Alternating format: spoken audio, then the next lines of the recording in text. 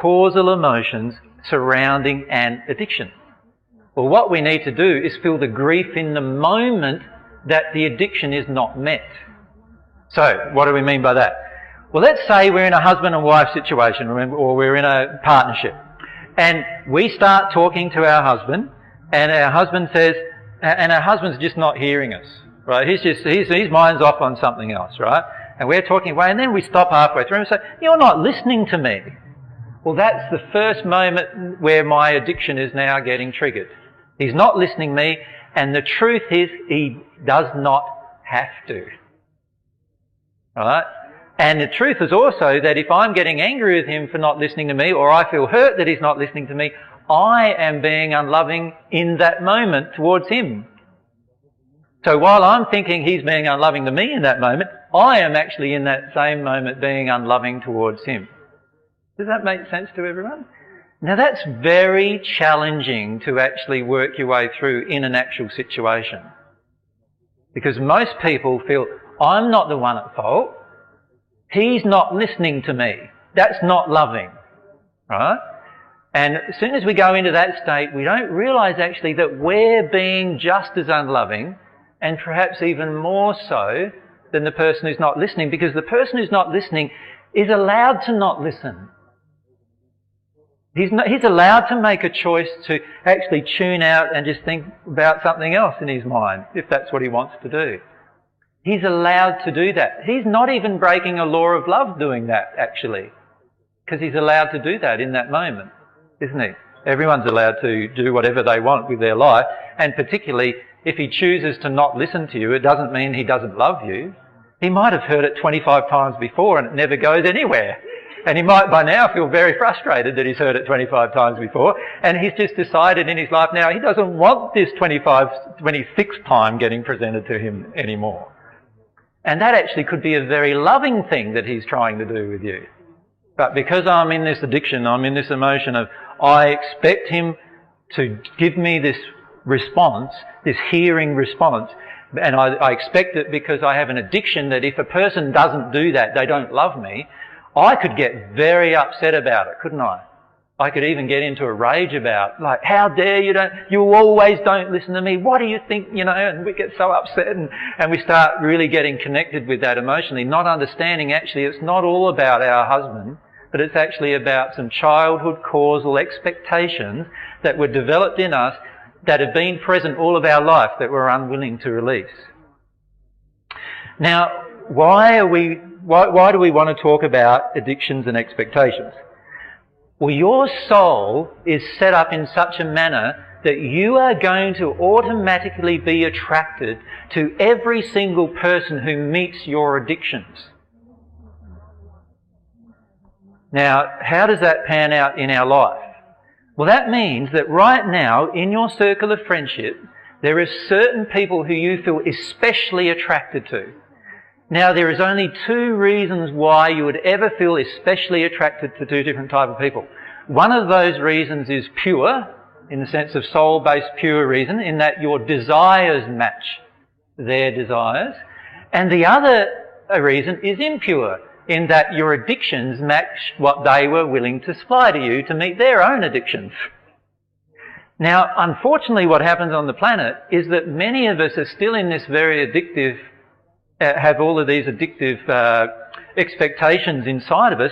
And so what we do is we start getting people and surrounding us with people who actually now have feelings that are dependent. We become codependent with each other based upon these addictions being met.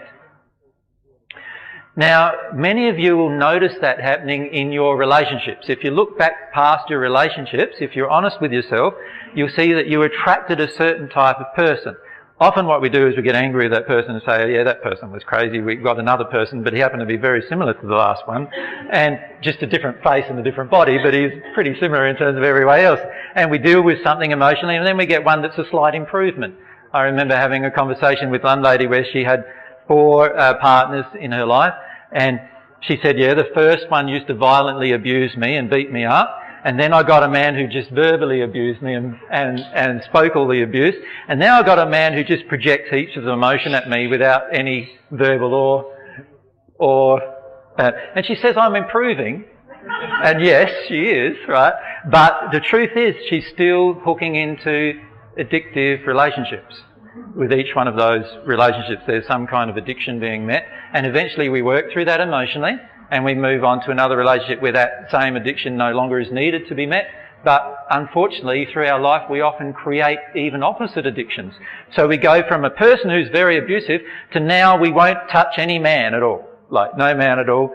And what we do is we have friendships with men, but we don't have any relationships anymore because all of them are mongrels, right? So we go from this place where we're open to a man, but he's abusive, which is something that's gone on inside of us emotionally, or there's a reflection going on there. But then we go, a lot of times, completely down the opposite track emotionally.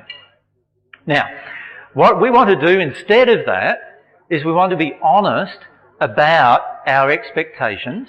So my suggestion in practical terms is this. Make a list of all of your expectations of a partner.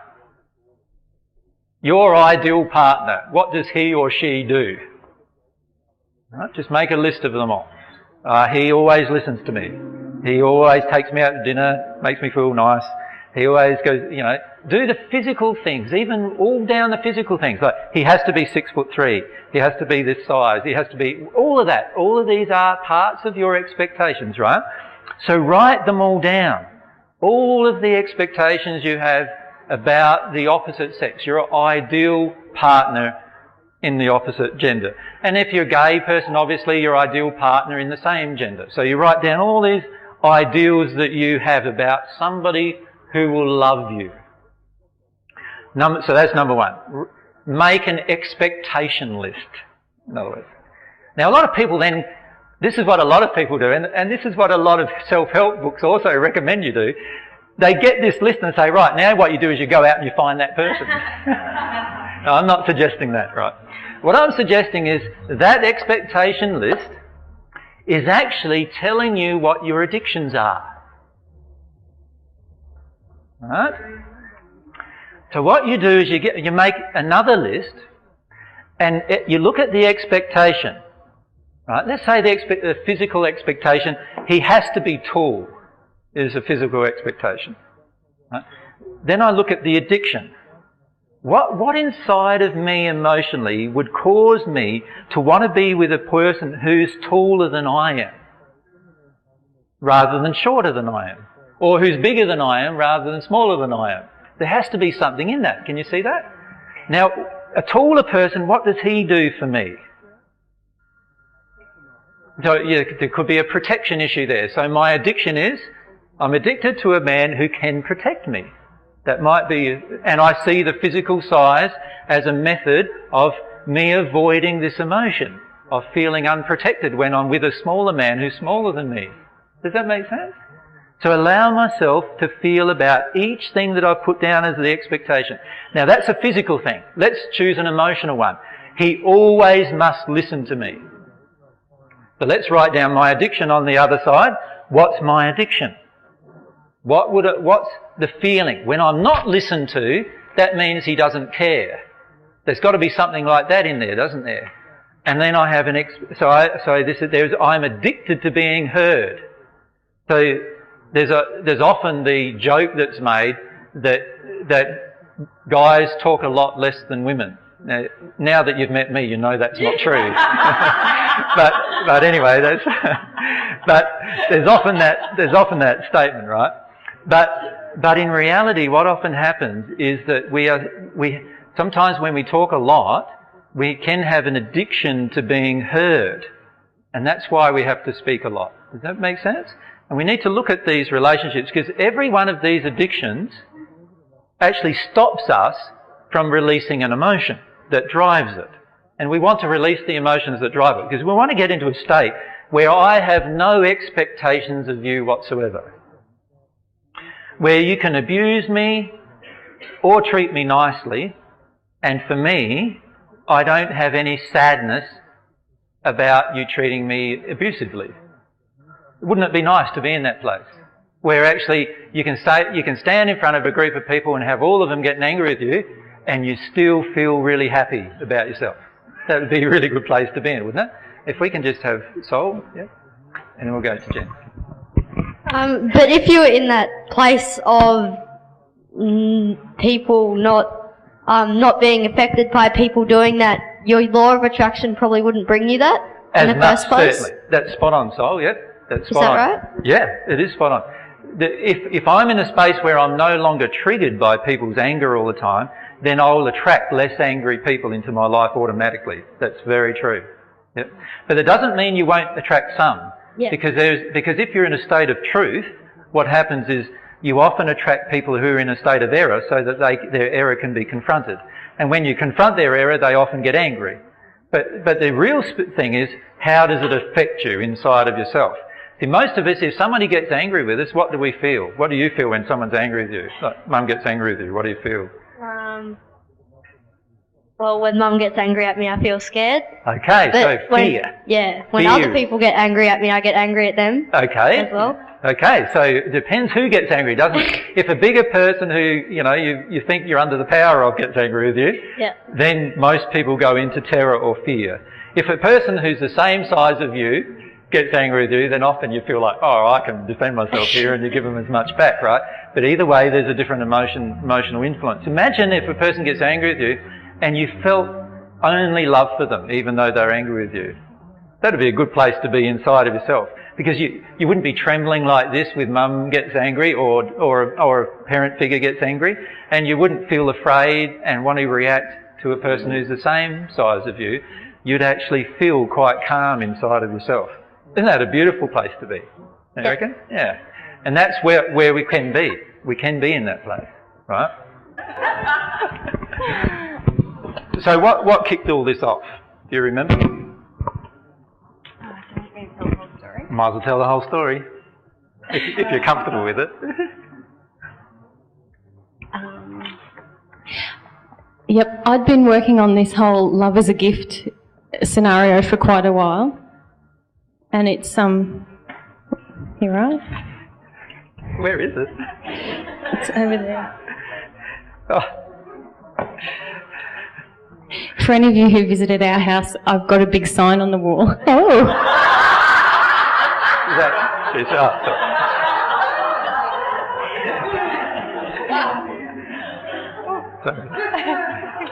sorry, I'm in a terrible mood today. I'm in this real playful mood I've been in all day. And it's been dancing all day. I've been dancing all day, and it's just...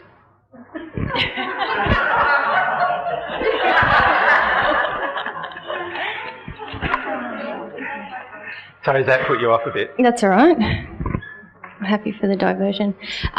So I've had on the wall at home for a long time, every loving thing that comes to me is a gift. So I've been working on this for a while. But on our trip away recently, we had a situation that was really crystallised a lot about my addiction. A couple of my addictions, and expectations. So we were sitting having dinner at Karen's house, actually, and what was happening was someone at the table was projecting quite heavily at AJ that they didn't want to hear what he was saying. And I was becoming increasingly uncomfortable because I was very aware of the projection. And there was a lot of disapproval coming towards AJ and towards myself. And because it was a woman who was projecting, and I have an addiction to women's approval, instead of getting upset, or instead of owning the emotion, which is the most loving thing to do, which was actually my fear about this doesn't feel very safe or nice and someone's going to get very angry at us, I wanted AJ to stop talking. She's good at shutting me down. No, it's not like that at all. No, Barb, I know it's my stuff, so I sit there going, own it. I'm not owning it. And what it feels like for me at the soul level is... that's sort of what it feels like coming at me. But Mary sort of keeps a smile on her face, and everybody else is not really very aware that that's going on. So we talked about that. Yep. And anyway, over the course of 2 days, I went into some really big emotion. that was based around my childhood, and I realised that I had a very massive, as big as this room, addiction to wanting people to either understand me, take away my negative emotions, not challenge my negative emotions, or feel them with me. And I thought I'd worked on that, but I realised I'd just scratched the surface. So that led to me looking at every expectation I have of everyone, and the light bulb went on and I realised it was massive. Yeah. So that caused you then to write an expectation list of me, of family, of friends, of God, of the world. Yeah, and that was really humbling because like I expected everyone in the world to have a social conscience. I expected everyone to want to love. I expected everyone, it wasn't just you and God, it was everyone. Yeah. So some of those expectations are never going to get met, are they? And it's like if you expect the world to change today, then you're going to be very disappointed, right? And I realised a lot of my expectations were very hypocritical. I wanted them to be loving and I'd just been projecting it at my partner. It was, yeah. But as a result, I had a very huge sense of just how much unloving garbage has been projected out of me for so long. And I feel a real change around that, yeah. So now just becoming aware of your expectation list changes quite a lot of things inside of yourself regarding what you now want the world to do for you, right? And quite often one of the biggest problems that we have as people is we want the world to do things for us because we are addicted to somebody else doing it for us because we actually don't have very much confidence that we can create these things ourselves. And that's a part of the issue as well. So in that expectation, I'm still interviewing you. In that expectation, list, did you find some of your expectations were what you felt like very strongly were realistic? And did you find some expectations were just totally unrealistic, like? Well, I guess I wrote them all down, and then I was writing in my journal, and it just felt how unloving every single one of them was. Right. That was really strong for me. I think the ones that I'd been projecting the most about, I obviously thought were realistic. Yep. Yeah. Yep. But once they were all written down, I could see actually how unrealistic most of them were. Yeah. So Mary comes in and me goes, like this, with this overwhelmed look on her face saying, I'm just an expectation machine, basically. Like, and the truth is, for the majority of us, that's true. We are just this machine based around our expectations in many cases. And I also had it was a really amazing trip for me because I had so many realisations that added on to the previous ones, but just how much value I was placing on people who met my expectations and how little I was placing on people who didn't, and how that was totally out of harmony with love. Some of the people who weren't meeting my expectations were being the most loving, and some of the ones that were just caught in an addictive sort of we'll pat each other's back kind of thing that weren't assisting my growth at all. So there was a bias in your love, is what you found, a bias towards the people who met the addiction. Well, I had decided sometime in my childhood that the people who met my addictions loved me, and I should love the people who meet my addictions. And that was, totally wrong. Yeah.